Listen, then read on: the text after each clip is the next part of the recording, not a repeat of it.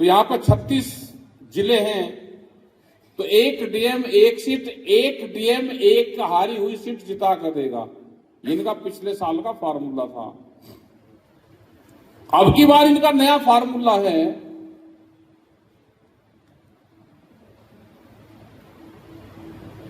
जब आमदार ticket form भर देगा और फॉर्म वापसी देने की डेट भी खत्म हो जाएगी, तो उसका फॉर्म वापसी लवाएंगे। जब दूसरा कैंडिडेट कोई फॉर्म ना भर दे तो इंडिपेंडेंट एक कैंडिडेट इनका बीजेपी वालों का जीत जाएगा। ये अख्तियार करेंगे, उसे डराएंगे, धमकाएंगे। उसका स्कूल होगा, स्कूल पर बुलडोजर चलवाएंगे। उसकी और फैक्ट्री होगी, उसको तोड़ने का काम करेंगे। उसके कोई और भी धंधा होगा, उसका तोड़ फोड़ का काम करेंगे। अब की बार ये काम ये करेंगे। लेकिन हमें उससे कुछ लेना का होगा। इनको वोट आज भी कोई नहीं दे रहा।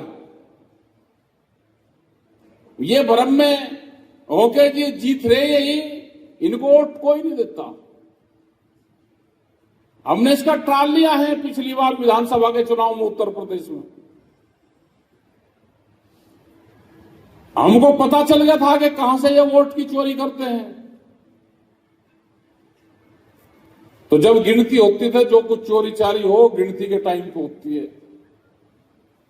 हमने वहां के जो आमदार थे उनको बताया कि एक आमदार की जब गिनती होगी तो 100 ट्रैक्टर और 1000 आदमी अपने गिनती के बाहर रखना 1 किलोमीटर दूर। तो उन्होंने वहीं रखा। मुजफ्फरनगर और शामली एक ये जिला है, उसमें पहले 8 सीटें बीजेपी की थी और 1 सीट समाजवादी की थी। और जब हम वहां पर टाइट हुए गिनती पर, उनको फार्मूला बताया, तो फिर 8 सीट दूसरों की हुई, 1 सीट बीजेपी की हुई। तो अगर ये फार्मूला पूरे देश में है तो इनको वोट कोई नहीं दे रहा। ये तो डरा कर ले रहे।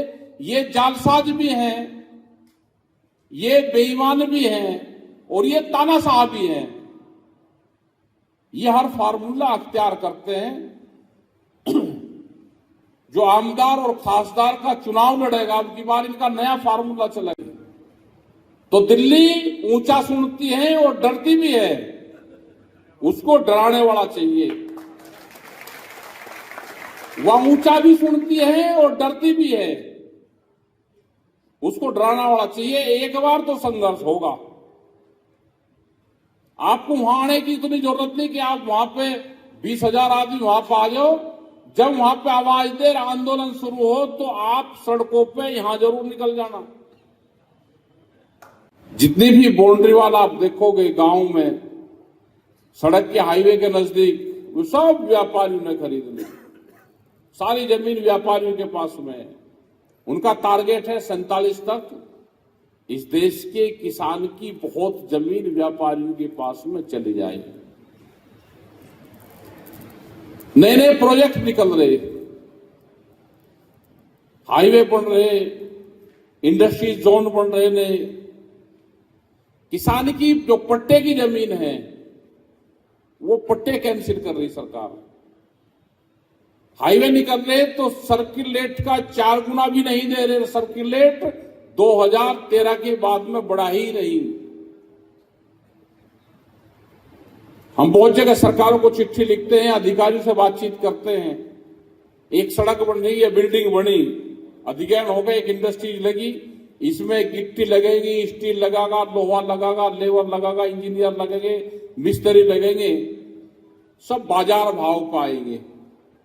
किसान की जमीन सस्ते रेट पर चाहिए। आज से 16 साल पुराने रेट पर किसान की जमीन चाहिए। देखो, संघर्ष तो करना पड़ेगा,